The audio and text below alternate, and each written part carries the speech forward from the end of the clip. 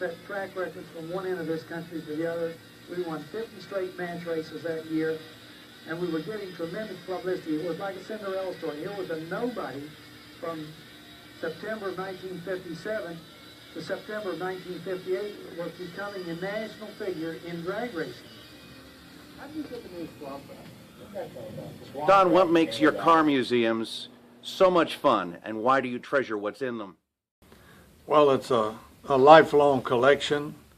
We've been actually on this particular project for 35 years, and it's all of the stuff is personal. I mean, there's lots of cars in the antique building that I personally restored, and of course my personal dragsters in the drag racing building, and all of the funny parts and all that I made over the years. Some worked, some didn't. There's failures over there as well as successes, and it's really kind of fun to just walk through there. This is me personally. Sometimes I come down here at night and just kind of walk through and say, gosh, did I really do all of this? Don Garlits' first dragster, 1954-1955. So Ugly Hot Rod magazine would not run a picture of it. Here's Swamp Rat 1B, built in 1959 in Tampa after a Chester, South Carolina fire and driven by Art Malone.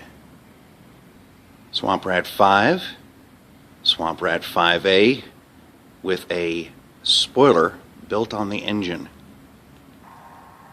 This 1927 Ford Model T is Don Garlits' first race car, built in 1954. It was built under an oak tree at their home in North Tampa. There's a whole lineup of old dragsters of Don Garlits. Swamp Rat 2 Buick, 1957. Here's a rear-engine 1957 dragster. Here's Swamp Rat 2 with a Chevrolet from 58. Swamp Rat 2B from 1960 and Swamp Rat 2C from 1961. And this one, well, Big Daddy Don Garlits occasionally runs drag strips now in this dragster version of a Dodge Challenger. Like I say, I was really good about not selling too much of my stuff, and then the stuff that I did sell, I tracked it down. And only a couple of cars of my entire career that I don't actually have in my possession. Now, you have such a long legacy of drag racing, but you also have a legacy of classic cars, and we're in this classic car museum. Why did you establish this as well? Well, we moved up here in 1983 and opened the doors officially in 84, and we went for about 10 years, and we didn't get many visitors locally.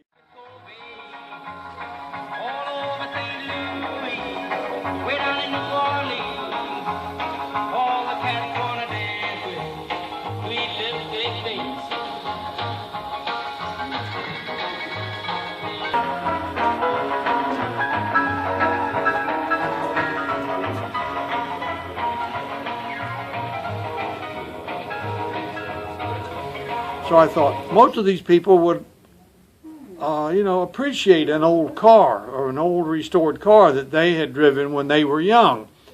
And so we built this building in '94 and opened it up, and sure enough, it really made a difference. A tremendous amount of the old retired people from this area began to come here, and then they would go through the drag racing museum and they'd say, oh my goodness, we thought it was just jalopies with the fenders off, you know. The lights are staging, and here we are at Big Daddy Don Garlits' Drag Race Museum in Ocala, Florida. You name it, he's got it. Here's one of his cars, a Rat Under Glass. Back there, a car owned by Shirley Cha-Cha Muldowney. Cars have wings, and it's not just his cars here. You've got dragsters from many others, early slingshot dragsters, many classics. There's even this early twin Oldsmobile engined Dill Pickle of Bub Klinger from 1957 to 1964. Dragsters at Don Garlits Museum come from the tiny to the Ford Flathead to even Baby Moon Eyes. This is a rocket-powered dragster called the Mach 1 officially. You like Hemi? You like Mopar? He's got a lot of them.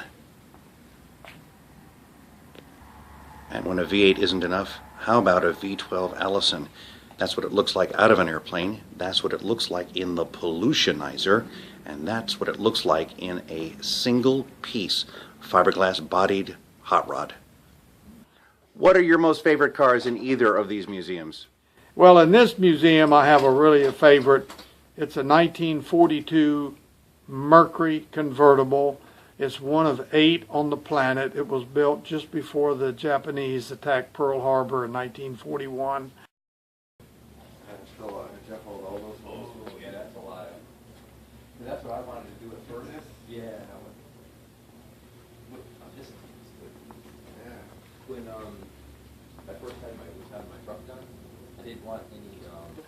And then, of course, in the Drag Racing Museum, the favorite is the Swamp Rat 1, which was my first car. I broke the record in 1957, 176 first car over 170. I beat the world's champion at the World Series of Drag Racing in September of that year. A guy had never been beaten, came from California, and we outran him twice. And it was a shot heard around the world. And I never sold the car. It was a very home-built, old 31 Chevy frame modified to be a dragster. Never sold it because nobody wanted it. It's worth $1 million today, probably at a Christie's auction or a Barrett Jackson, because it's a running car. And we took it to Bristol in 1982, and actually went faster than it ever went 182 miles an hour with it, and the record was 180 even.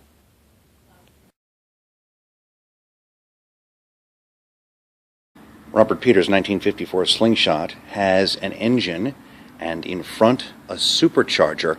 That's a Chrysler Firepower V8 with a supercharger in front. Very innovative for its day. Prepare to fire all missiles? No. This is Bruce Larson's 1966 Chevelle. It is the first all-fiberglass funny car.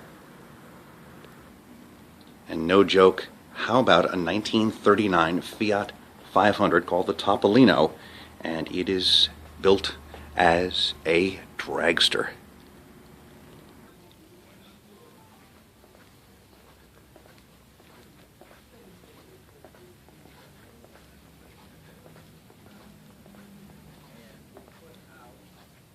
The Bug, 1941, with a 1942 Merc engine, a 411 Ford rear end, top speed 130.4 miles per hour. Built and driven by Dick Kraft. TV Tommy Ivo, child star of TV in the 1950s, became a drag racer, and one of his most outrageous was this dual-engine Buick, built in 1959. He went on to build a 4-engine dragster with all-wheel drive. Look at these streamliners. I mean, this car is absolutely stunning. So is Don Garlits' Winds liner. And then here is Craig Breedlove's 1964 Spirit of America, a land speed record dragster. Swamp Rat 31 went nose up and flew, and is displayed as it was after the nose up and rollover. And if you don't believe me, here's the video.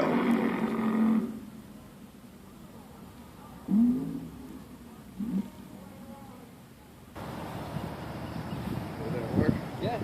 If you do what you love, you'll more than likely be successful, because you'll spend so much time and effort on it.